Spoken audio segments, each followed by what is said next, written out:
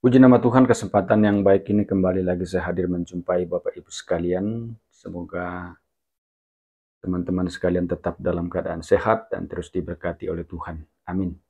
Kesempatan yang baik ini kita akan dengarkan kesaksian dari seorang ibu muslimah yang sangat fanatik, yang begitu benci terhadap kekristenan sampai ia melempari batu orang Kristen yang sedang beribadah karena saking bencinya. Dan ketika orang Kristen tidak beribadah, batal beribadah, ia begitu gembira. Tapi sungguh luar biasa, saudara-saudara, ia dijamah oleh Tuhan, dipanggil oleh Tuhan, diselamatkan oleh Tuhan, dan saat ini justru kembali menjadi seorang Kristen yang sangat setia, sangat taat di dalam Tuhan. Untuk lebih lengkapnya, saudara-saudara, kita akan saksikan bersama-sama. Namun sebelumnya, jangan lupa dukung channel ini dengan cara like, subscribe, dan share, supaya saudara terus mendapat notifikasi video-video terbaru dari saya, dan terlebih channel ini akan terus berkembang ke depan dan menjadi saluran berkat bagi banyak orang. Selamat menyaksikan.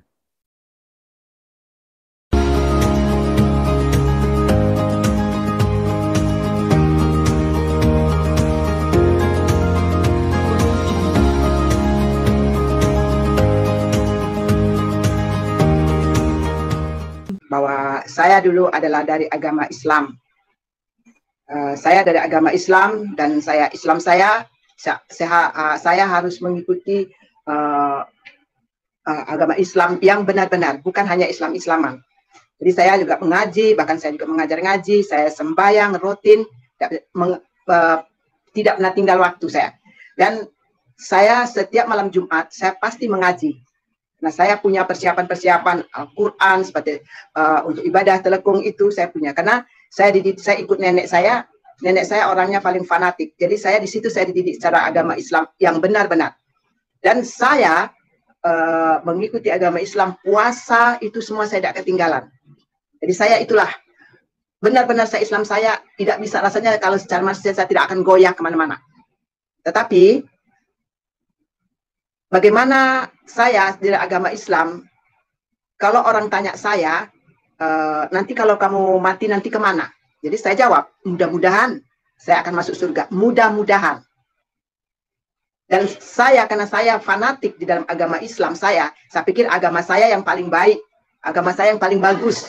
Itu pikiran saya, prinsip saya dulu. Sampai-sampai saya tidak suka kepada orang-orang Kristen, orang-orang bukan ada Kristen yang saya paling benci dan paling tidak suka kepada orang Kristen. Jangankan saya berteman, bergaul sama mereka saya tidak suka.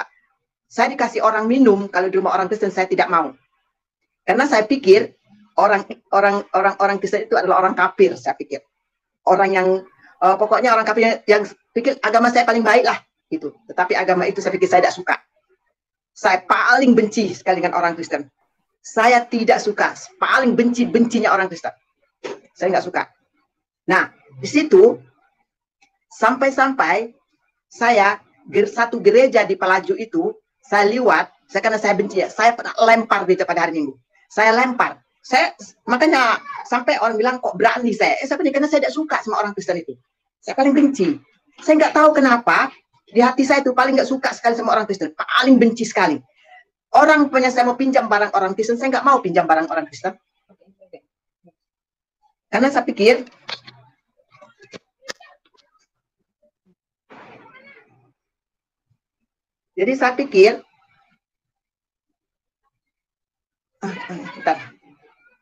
halo. Jadi saya pikir kalau saya pinjam barang orang Kristen itu, saya pegangnya saya najis. Jadi kalau saya minum gelas di rumah orang Kristen, saya bertamu, saya pikir gelas yang orang itu saya katakan najis. Saya nggak mau. Jadi saya nggak mau bergaul sama orang, saya nggak mau sama sekali.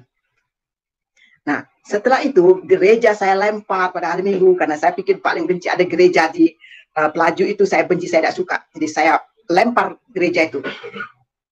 Karena pikiran saya ini, termasuk saya pikir saya ingin mau menang saya sendiri, paling baik saya sendiri. Jadi itulah saya tidak suka yang lain. Agama Kristen saya tidak suka.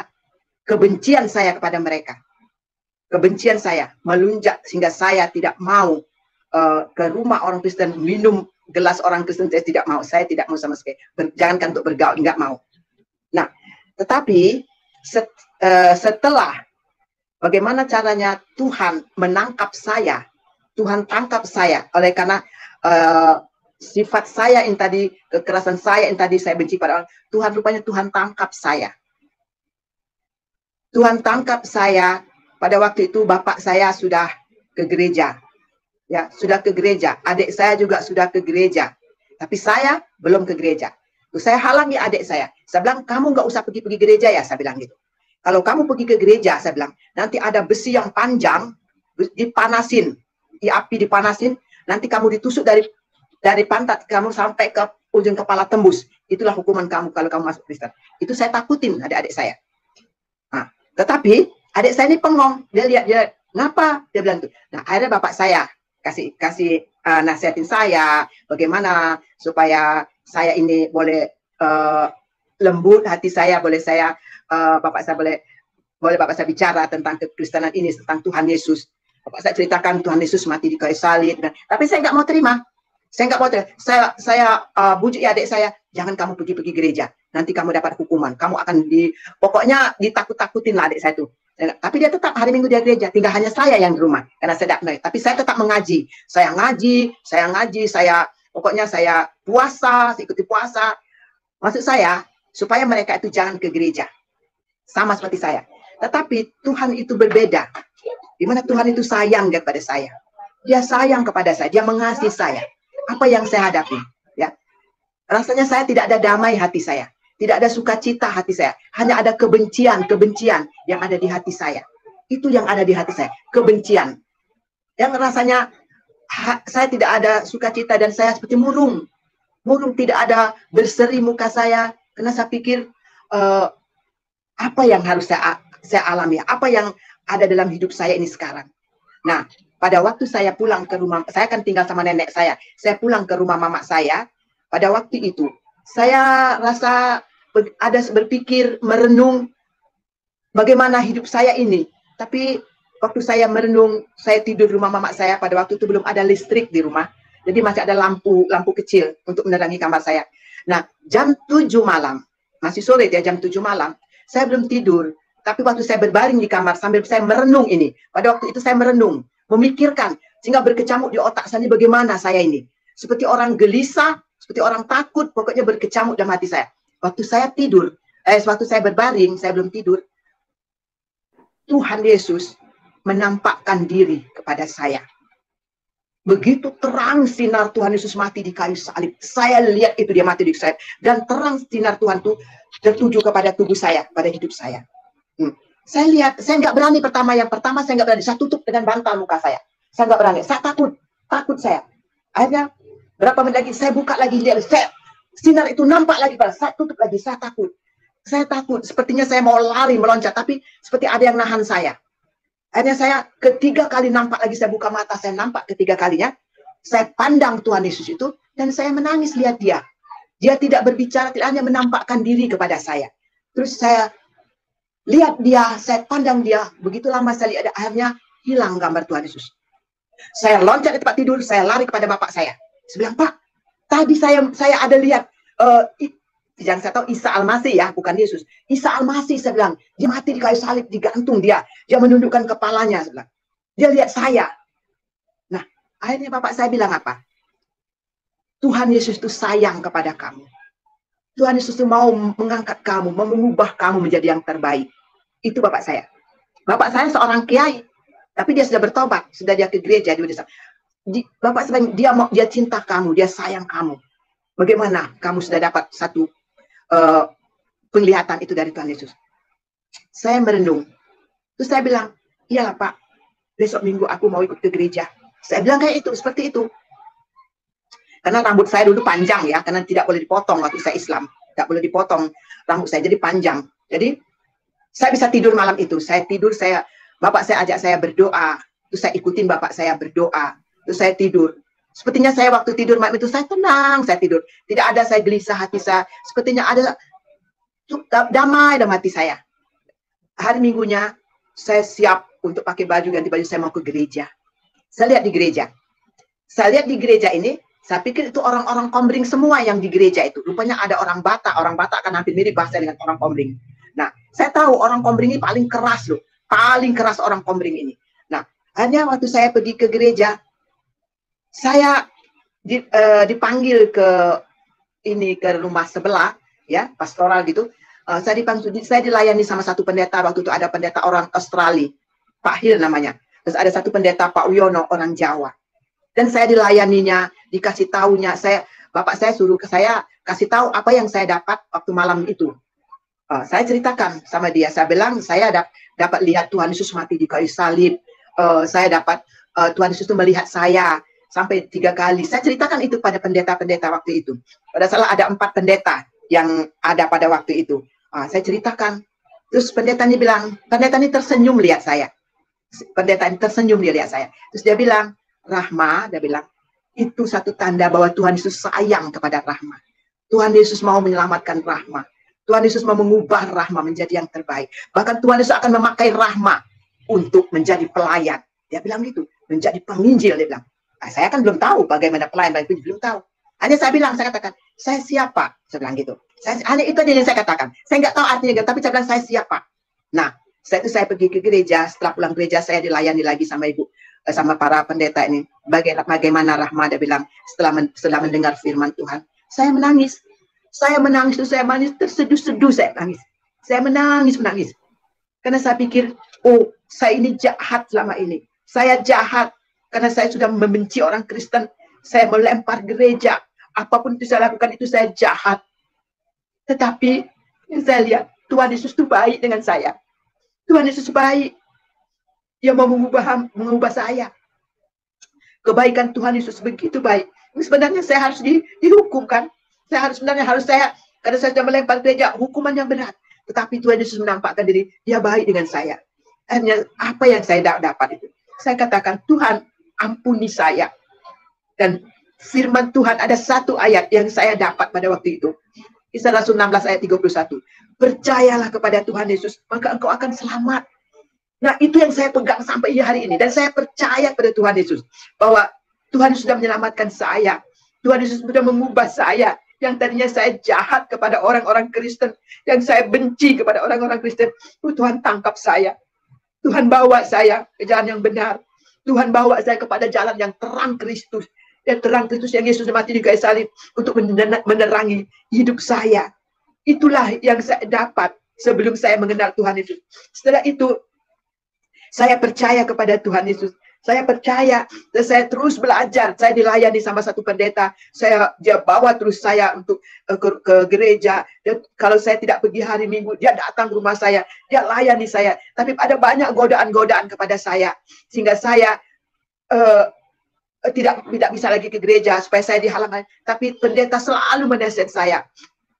Dan disitulah akhirnya saya berlutut di hadapan Tuhan, di hadapan pendeta-pendeta. Dia layani saya, bahwa Rahma akan dipakai Tuhan, Rahma akan menjadi pelayan Tuhan. Di situ, dan kalau saya ingat itu, saya menangis sampai sekarang. Bagaimana Tuhan itu baiknya kepada saya, bagaimana Tuhan itu mengubah saya sampai hari ini. Dan disitulah saya, setelah saya bertobat beberapa 2 bulan, saya dibaptis. Saya dibaptis di Kota Palembang, di Sungai Kundur. Ya, di Sungai Kundur, di situ ada rumah sakit kusta. Itu di sungai, itu ada sungai. Di situ saya dibaptis tahun 68. Saya dibaptis dan disaksikan sama banyak pendeta-pendeta. Karena waktu itu belum banyak orang Kombring yang bisa bertobat, bisa dihitung. Mungkin keluarga saya sama ada satu orang Katolik. Itu yang saya tahu, yang orang Kombring. Dan di situ saya dibaptis, saya Islam di situ. Akhirnya setelah saya keluar dari baptisan itu, saya dipeluk semua pendeta-pendeta, dan saya merasakan kasih sayang orang-orang Kristen pada waktu itu. Dan saya sungguh-sungguh luar biasa apa yang saya dapat. Setelah saya dibaptis, berapa lama saya ingat apa yang dikatakan pendeta, bahwa Rahma akan menjadi pelayan, akan memenangkan jiwa-jiwa. Tuhan pakai Rahma. Saya katakan, Tuhan, setelah saya sudah banyak dilayani, setiap hari saya dilayani, saya dikasih pelayanan-pelayanan firman Tuhan, saya dilayani. Karena belum pertobatan saya itu dulu waktu itu luar biasa, saya luar biasa. Setelah saya dilayani, saya katakan, Tuhan, saya berterima kasih, saya bertemu dengan Tuhan. Berterima kasih Tuhan sudah menyelamatkan saya, membawa saya kepada terang Kristus. Sehingga pada waktu Tuhan orang katakan nanti kamu kemana, saya tidak katakan mudah-mudahan. pasti, karena saya sudah menjadi murid Tuhan Yesus, saya menjadi milik Tuhan Yesus, dan kalau Tuhan panggil saya sudah pasti untuk masuk ke surga, karena Bapa saya ada di surga. Nah itulah, sampai hari ini saya percaya Tuhan pakai saya menyerahkan diri di gereja GKII, dan saya disekolahkan dari GKII untuk ke teologi, dan saya selama 3 tahun saya dididik di dalam teologi, dan akhirnya saya keluar, saya melayani jiwa-jiwa. Hati saya sampai hari ini katakan, saya akan memenangkan jiwa-jiwa yang belum diselamatkan. Tuhan pakai saya untuk menyelamatkan mereka, dan sampai hari ini visi dan misi saya untuk melayani jiwa-jiwa. Dan sekarang saya selalu berdoa di menara doa di gereja GBI Epata, dan saya percaya Tuhan akan tolong saya sampai akhir hidup saya untuk melayani Tuhan, untuk melakukan ke jiwa-jiwa, untuk mereka boleh mengenal Tuhan. Dan saya terus berdoa supaya Tuhan pakai saya. Walaupun saya sudah tua umur saya bersyukur umur saya hampir 70 tahun, tapi Tuhan kasih bonus saya yang luar biasa. Saya tetap kuat, saya tetap masih bisa berjalan untuk pergi ke gereja. Saya tidak ditemani, saya pergi sendiri. Saya bisa, karena itulah kasih Tuhan kepada saya. Itulah perbuatan Tuhan kepada saya yang saya alami. Dan sekarang saya pun akan berbagi kepada orang-orang yang belum menerima Tuhan, supaya mereka pun bertobat dan percaya kepada Tuhan Yesus, supaya mereka juga menerima mahkota di surga. Mereka akan menerima, mereka ada tempat di surga nanti. Tidak ada yang mudah-mudahan, pasti yang masuk surga setelah menerima Tuhan Yesus. Itulah kesaksian saya. Sampai hari ini saya tetap untuk melayani Tuhan, dan tetap untuk mencari jiwa-jiwa supaya diselamatkan. Karena satu target saya di kampung Air Hitam, itu dusun Air Hitam itu adalah dusun mamak saya. Daerah itu bukan di dusun Kombring. Dusun Air Hitam itu dari mamak saya. Itu target saya sampai hari ini. Supaya mereka, keluarga saya di kampung itu, mereka juga boleh percaya kepada Tuhan Yesus. Dan saya yakin saudara-saudara juga demikian. Supaya mereka, saudara juga boleh percaya kepada Tuhan Yesus. Saudara juga boleh mengenal Tuhan Yesus. Supaya saudara diselamatkan. Sama seperti saya. Apa yang saya sudah buat, dan sudah kejahatan-kejahatan saya. Tapi Tuhan tangkap saya. Tuhan rubah saya menjadi yang terbaik. Bahkan Tuhan bawa saya, menjadikan saya penjala orang. Menjadi penjala orang supaya ada banyak jiwa-jiwa diselamatkan. Inilah kesaksian saya, bahwa saya sampai hari ini Tuhan berkati saya dan memberkati keluarga saya dengan kehidupan penuh dengan damai dan sukacita, oleh karena ada Yesus di dalam kehidupan kami. Terima kasih, Tuhan memberkati. Amin. Haleluya. Puji Tuhan. Terima kasih buat Ibu Rahmah, luar biasa. Bagaimana Ibu punya kehidupan yang sebelumnya adalah seorang antikris, seseorang yang mengalami sebuah keberadaan yang sangat menolak. Dan itulah teman-teman pembuktian bahwa Tuhan Yesus itu adalah Tuhan yang benar. Kalau dikatakan bahwa Dia Allah pengasih dan penyayang, terbukti. Terbukti. Kenapa? Karena seorang Rahma, seorang Ibu Rahma yang begitu membenci, bahkan suka melempari gereja. Ya, kalau berinteraksi dengan orang Kristen pun, beliau mempertunjukkan sesuatu sikap yang sangat-sangat sangat-sangat ingin menolak yang namanya kekristenan. Di situ kita lihat bagaimana Tuhan Yesus sangat baik. Tuhan Yesus datang, Tuhan Yesus tidak marah-marah. Tuhan Yesus datang, malah datang menyelamatkan, mengulurkan tangannya.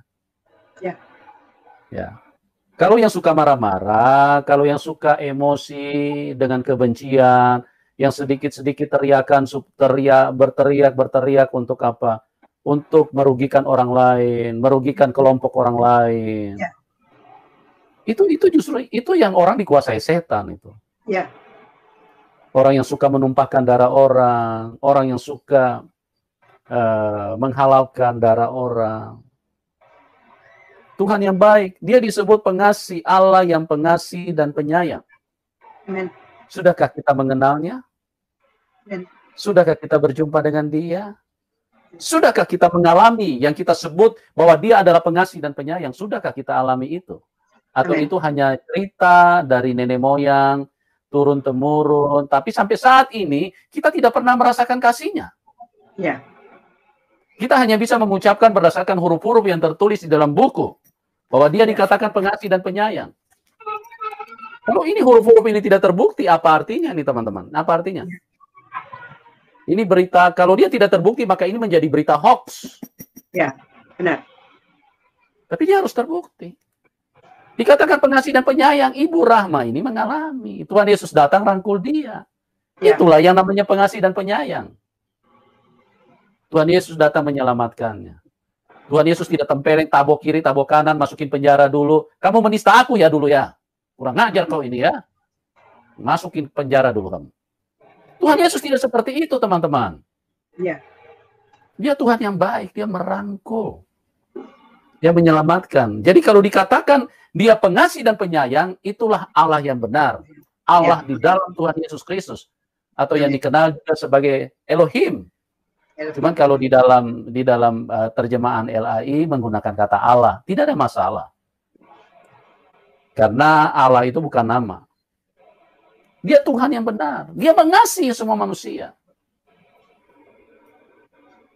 Dia cinta semua manusia. Nah, dikatakan bahwa dia Tuhan yang Maha Kuasa. Apa kuasanya? Apakah Anda sudah pernah mengalami kuasanya? Apakah dirimu sudah pernah melihat kuasanya? Ataukah cuma melihat huruf-huruf yang bertumpuk-tumpuk yang ada di dalam buku, terus kemudian di situ menceritakan bahwa Tuhan itu Maha Kuasa. Sementara kita tidak pernah mengalaminya.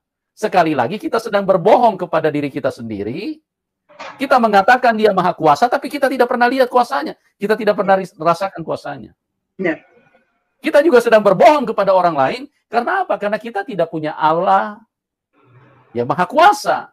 Tapi kita bilang kepada orang lain bahwa Allah itu adalah Maha Kuasa. Amin. Berarti Anda sedang bersaksi dusta kepada orang lain. Ya. Dan yang paling penting lagi, jangan sampai bersaksi, Anda jangan sampai berbohong kepada Tuhan. Ya. Anda tidak mengalami kuasa Tuhan, tapi Anda mengatakan dia adalah Tuhan yang Maha Kuasa. Ya. Mari siapapun kita, belajarlah berpikiran bijak, belajarlah mempunyai hati yang terbuka, supaya kebenaran itu bisa masuk. Ibu Rahma ini hatinya tertutup dulu. Yang ada cuma kebencian, yang ada cuma amarah, benci sekali. Nah, kalau sudah benci seperti itu menunjukkan bahwa manusia itu dikuasai setan. Ya. Benar. Makanya Tuhan Yesus datang dan menyelamatkan manusia. Tuhan Yesus berkata, marilah kamu yang letih lesu dan berbeban berat, aku akan memberikan kelegaan kepadamu. Oh, luar biasa. Mengenal Tuhan itu simpel sekali. Mengenal Tuhan itu sangat mudah. Mengenal Tuhan itu sangat penting. Ya, itu untuk keselamatan hidupmu. Karena kalau Anda tidak bertemu dengan Tuhan yang benar, Anda sedang menuju ke neraka tapi tidak sadar. Ya, benar. Amin. Benar. Sedang dibohongin oleh kata-kata, sedang dibohongin oleh orang lain bahwa Anda sedang menuju ke surga. Tidak. Kalau Anda tidak mengenal, hidupmu tidak mengenal Tuhan yang benar, tidak mungkin hidupmu bisa berjumpa dengan Tuhan. Tidak mungkin bisa pulang ke surga. Anda yang bertemu dengan Tuhan yang benar, maka hidupmu akan diubahkan dan dibawa ke surga. Ya. Amin. Puji Tuhan, dari kesaksian-kesaksian ini kita bisa menemukan nilai-nilai kebenaran yang menjadi bekal, menjadi terang, menjadi kekuatan di dalam hidup kita. Amin.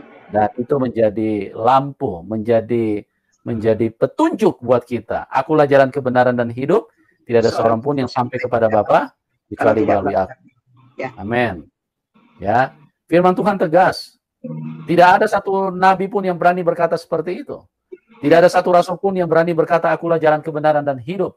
Benar. Ya, karena perkataan itu memang milik Tuhan. Ya. Karena dialah jalannya, dialah kebenarannya, dialah kehidupan itu sendiri. Ya. Akulah jalan kebenaran dan hidup. Tidak ada seorang pun yang bisa datang kepada Bapa kecuali melalui aku. Tidak ada. Tidak ada seorang nabi, tidak ada seorang rasul yang pernah berani berkata seperti itu. Ya. Karena mereka manusia. Apalagi kalau ada yang palsu. Karena di zaman nabi-nabi ada banyak tampil nabi-nabi palsu. Itu. Nah, ini hati-hati. Hati-hati teman-teman, jangan sampai kita ternyata sedang keluar dari kebenaran, kita sedang menjauhi Tuhan, tapi setan berbisik, setan membohongi kita, setan membohongi dirimu, engkau diyakinkan bahwa hidupmu sedang bertuhan. Ya. Jadi kalau bertuhan itu harus kelihatan dari apa yang engkau yakini. Kalau bertuhan itu harus kelihatan dari perbuatanmu. Jangan cuma teriak-teriak terus, menghalalkan darah orang, demo terus. Jangan cuma seperti itu. Jangan cuma menyebarkan kebencian, jangan cuma menyebarkan fitnah. Jangan cuma menyebarkan yang merugikan orang lain. Sebarkanlah kasih, karena Tuhan itu kasih. Amin. Sampaikanlah pesan kasih, karena Tuhan itu kasih. Ya. Sampaikanlah berita yang membangkitkan, bukan menjatuhkan orang lain. Ya. Itulah yang berasal dari Tuhan. Ya. Kalau hidupmu sedang menyebarkan kebencian, hidupmu sedang berada di tangan setan, cuma Anda tidak sadar. Yang ada di dalam hatimu cuma amarah, emosi, amarah, kebencian. Nah, itulah yang dialami oleh Ibu Rahma. Dan yang luar biasanya lagi, pada saat kuasa Tuhan dinyatakan, pada saat kuasa Tuhan menjamah hidupnya Ibu Rahma, apa yang terjadi di situ? Hal yang pertama yang terjadi, dia merasa bahwa dirinya adalah orang yang paling najis, paling kotor, paling berdosa. Ya. Ya, itu menunjukkan bahwa dia berjumpa dengan Tuhan yang benar. Tapi kalau orang sedang berjumpa dengan setan, dia merasa dia paling suci, yang lain kafir. Ya. Dia merasa dia paling kudus, dia merasa dia paling benar, yang lain salah semua. Nah, ini bedanya. Kalau orang berjumpa dengan Tuhan yang benar, dia sadar betul bahwa dia sangat kotor, sangat najis, sangat lemah. Manusia itu semuanya sudah rusak dan hancur-hancuran di tangan setan. Tapi kalau dia berjumpa dengan setan, setan bodohin dia. Dia merasa dia paling suci, paling benar, paling hebat, dan paling. Benar. Gitu, ya. Ini yang kita perlu hati-hati. Nah, Ibu Rahma, saya mau sedikit bertanya nih kepada Ibu. Ibu mungkin bisa ceritakan kepada kami, kira-kira setelah ikut Tuhan Yesus itu, tantangannya apa saja yang Ibu pernah alami? Dan Tuhan Yesus bilang ini, kalau kamu mau ikut aku harus pikul salib. Kalau kamu tidak mau pikul salib, kamu tidak layak menjadi pengikutku. Kalau kamu tidak mau pikul salib dan sangkal diri, kamu tidak layak menjadi pengikutku. Nah, sekali lagi firman Tuhan ini kan kebenaran. Ya. Ini harus dialami. Nah, Ibu bisa bagikan kepada kami, tantangan apa saja yang Ibu harus tanggung, penderitaan apa saja yang Ibu harus rasakan setelah Ibu ikut Tuhan Yesus. Silakan Ibu Rahma. Ya, pertama, setelah saya mengikut Tuhan Yesus, menjadi murid Tuhan Yesus, saya percaya pada tantangan di dalam keluarga dari suku Komring sudah buang kami. Kami tidak diakui lagi dari suku Komring. Lantas kami dibenci. Sebalik sekarang, mereka yang membenci saya, membenci kami, membenci saya, yang karena saya di pihak ikut nenek dan pihak Komring. Mereka benci saya karena saya sudah masuk Kristen katanya. Sudah masuk Kristen. Jadi jangankan saya mau bertamu ke rumah dia, mau salaman dia tidak mau pegang tangan saya. Karena dia bilang saya ini sudah najis, mereka yang benar. Dia bilang saya ini sudah menjadi yang najis. Saya dibilangnya orang kafir akhirnya. Bukan saya, dulu saya membilang orang Kristen kafir. Sekarang orang yang ini bilang saya kafir sudah. Karena saya sudah beralih, sudah pindah. Jadi mereka tidak mau salaman dengan saya. Tapi saya bilang, ya nggak apa-apalah. Kalau kalian benci sama saya, tidak suka kepada saya karena saya dikatakan kafir, tapi Tuhan Yesus tidak buang saya. Ini yang pertama saya katakan. Tuhan Yesus tidak membuang saya, Tuhan Yesus tidak membenci saya, bahkan Tuhan Yesus sayang kepada saya. Dan itu yang saya katakan kepada mereka. Dan sampai hari ini, puji Tuhan, ya, keluarga dari pihak Komring, ya, mereka sudah baik kepada kami, pada saya, sudah baik mereka. Mereka sudah, pokoknya kalau saya ketemu dengan saya, wah mereka sanjung-sanjung, mereka katakan saya ini orang banyak duit, gini. Itulah mereka sekarang. Mereka sudah terbalik, mereka sudah baik dengan kami. Itulah. Karena kenapa? Karena saya selalu ada kasih dalam hati saya. Bukan seperti dulu. Saya ada kasih. Saya selalu bicara yang bukan yang keras. Dulu saya bisa bicara yang keras. Kalau sekarang tidak. Saya telah mengenal Tuhan Yesus. Itulah tantangannya. Bahkan pernah mama saya akan dikasih racun oleh orang Komring. Terus saya yang datang, saya hadapi mereka. Saya buang air yang dari itu. Saya kejar orang itu. Keluarga itu Komring yang akan meracun saya. Itu saya. Saya bilang, kalian tidak akan mungkin meracun keluarga saya ya. Karena kami adalah milik Tuhan Yesus. Karena kami adalah murid Tuhan Yesus. Dan semua racun itu sudah dibasmi oleh Tuhan Yesus, disingkirkan oleh Tuhan Yesus di dalam kehidupan keluarga saya sebenarnya. Itulah tantangannya. Karena itulah karena saya sudah menjadi orang Kristen, tapi banyak hal lagi yang mereka hadapi. Khususnya dari pihak suku Komring, kami dibenci, kami tidak dihubungi lagi. Tapi syukur puji Tuhan, oleh karena kasih Tuhan, mereka juga boleh mengakui kami lagi sebagai kekeluargaan lagi di pihak Komring. Dan saya percaya, saya bilang, saya yakin Tuhan Yesus juga sayang kepada kalian. Tuhan Yesus juga akan menjadi saudara kalian dan mereka akan diselamatkan oleh Tuhan. Itulah yang visi saya, banyak orang Komring supaya ada banyak yang menjadi anak Tuhan Yesus, menjadi percaya kepada Tuhan Yesus. Itulah tantangannya. Terima kasih. Oke, Bu, baik ya. Jadi itulah tantangan yang ada di mana mengikut Tuhan Yesus adalah hal yang tidak mudah. Ya. Dan sekali lagi kebenaran firman Tuhan terbukti.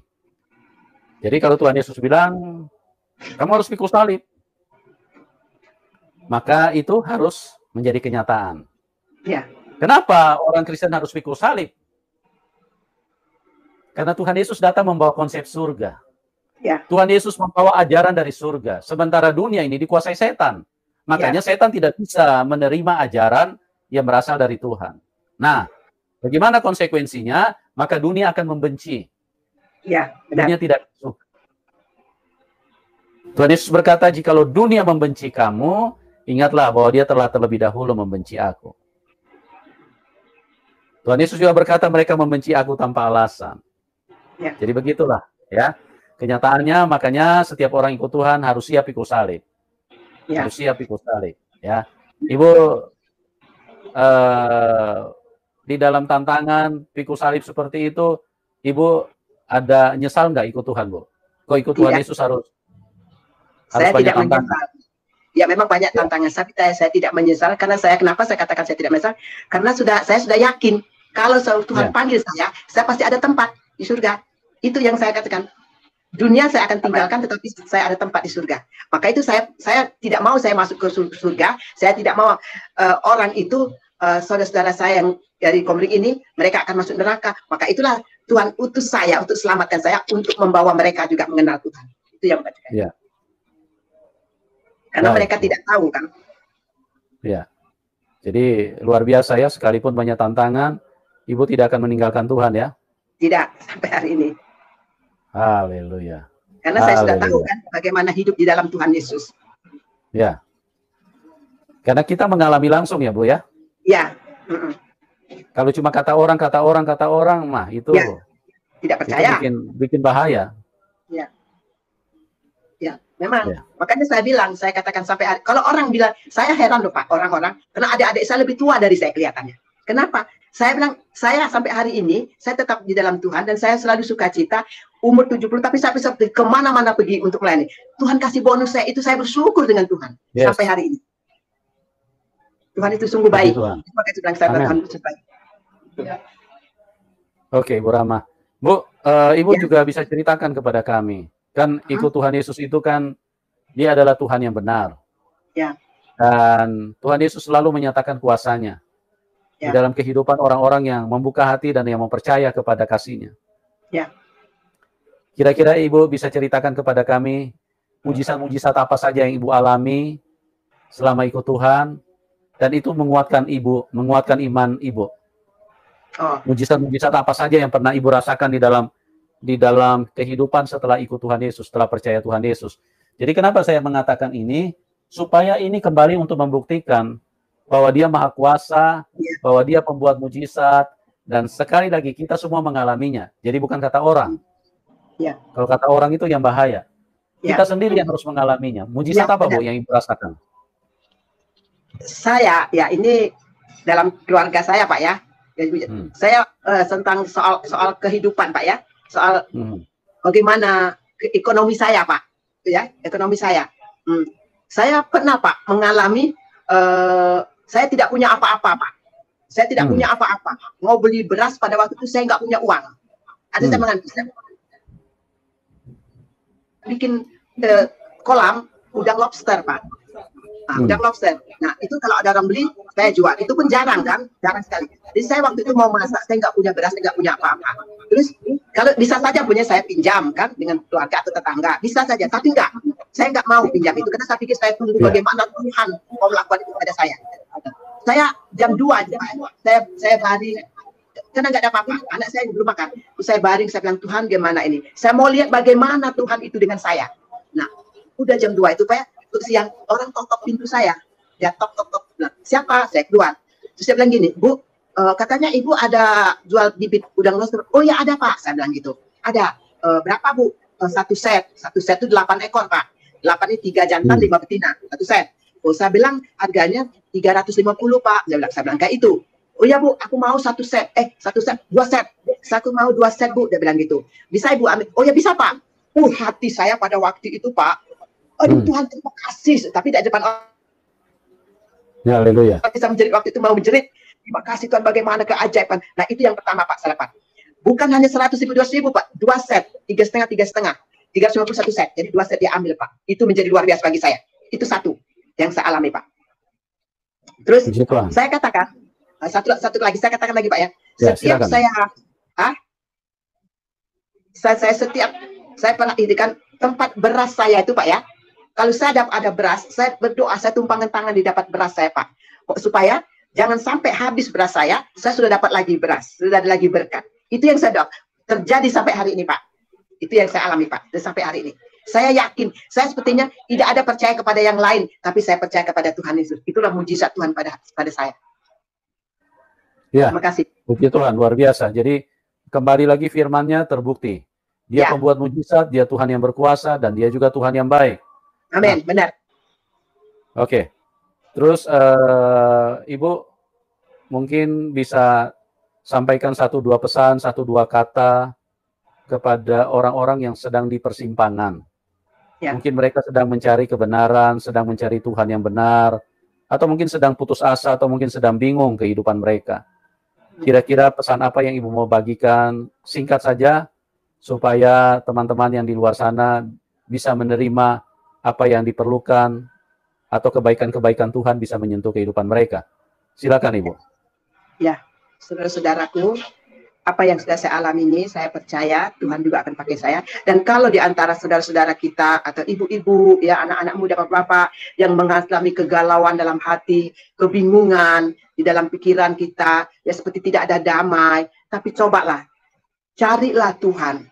Carilah Tuhan. Kalau kita sudah mendapatkan sumber, yaitu Tuhan Yesus, semua itu akan dibereskan oleh Tuhan Yesus. Semua itu Tuhan lakukan yang terbaik buat kita, buat saudara sekalian. Supaya di dalam hidup saudara boleh mengenal Yesus, dan damai Tuhan ada, dan berkat Tuhan juga ada buat kalian semua. Sama seperti saya. Apa yang saya alami, saudara juga pasti mengalami. Maka itu yang pertama, percayalah kepada Tuhan Yesus. Carilah Tuhan, supaya hidup kita diberkati oleh Tuhan. Amin. Ya, puji Tuhan, luar biasa. Baik Ibu, terima kasih buat kesaksian yang luar biasa. Ya. Tuhan Yesus sumber kehidupan terus memakai Ibu dan membawa hal-hal yang luar biasa untuk Ibu bisa bagikan kepada orang lain. Dan doa kami supaya Ibu tetap bersemangat dan terus menyala-nyala di dalam roh. Bagi teman-teman yang sudah bergabung, kami juga berdoa buat kehidupan teman-teman, supaya kebaikan Tuhan terus memenuhi kehidupan kita semua. Yang belum diselamatkan, biarlah diselamatkan oleh Tuhan Yesus. Yang sedang putus asa, kebingungan, punya persoalan, ingat, Tuhan Yesus pribadi yang baik. Dia bukan Tuhan satu agama, dia bukan Tuhan satu kelompok, tapi dia Tuhan semua manusia. Bahkan firman Tuhan dalam Matius 11 ayat 28, marilah kamu yang letih lesu dan berbeban berat, karena aku akan memberikan kelegaan kepadamu. Itu teman-teman. Kalau dia Tuhan satu kelompok, dia akan berkata seperti ini, marilah kamu orang-orang Kristen, karena aku akan memberi kelegaan kepadamu. Kalau dia punya firman seperti itu, dia punya perkataan seperti itu, maka mari kita tinggalkan Tuhan Yesus. Dia bukan Tuhan yang benar. Karena dia Tuhan satu kelompok. Tapi perhatikan baik-baik firman-Nya. Dari firman-Nya pun tidak bisa dibantah kalau dia adalah Tuhan. Marilah kamu yang letih lesu dan berbeban berat, karena aku akan memberi kelegaan kepadamu. Ya. Lintas agama, lintas golongan, lintas dompet. Dompet kosong, dompet tebal, dompet tipis, semua disayang Tuhan. Amin. Ya, marilah kamu yang letih lesu dan berbeban berat. Anda yang punya penyakit, Anda yang putus asa, Anda yang sudah hancur, Tuhan Yesus jawabannya. Amin. Justru pada saat orang menghindar sama kita, justru pada saat tidak ada lagi mujizat, tidak ada lagi harapan, Tuhan Yesus berkata, marilah kamu yang letih lesu dan berbeban berat, karena aku akan memberi kelegaan kepadamu. Oke, buat semuanya, Tuhan Yesus yang baik mengasihi kita semua, memberkati kita semua, dan kita berjumpa di program selanjutnya, dan salam kemenangan buat kita semua. Amin. Itulah kesaksian ibu ini sungguh luar biasa. Semoga dapat memberkati, menguatkan, memberi kita semangat supaya kita semakin bertumbuh dalam Tuhan. Kita semakin kuat, apapun tidak akan bisa memisahkan kita dari Kristus. Apapun yang kita hadapi, persoalan apapun tidak akan membuat kita meninggalkan Kristus, tetapi justru kita akan semakin sadar bahwa dalam keadaan apapun Tuhan tidak pernah meninggalkan hidup saudara dan saya. Tuhan Yesus memberkati.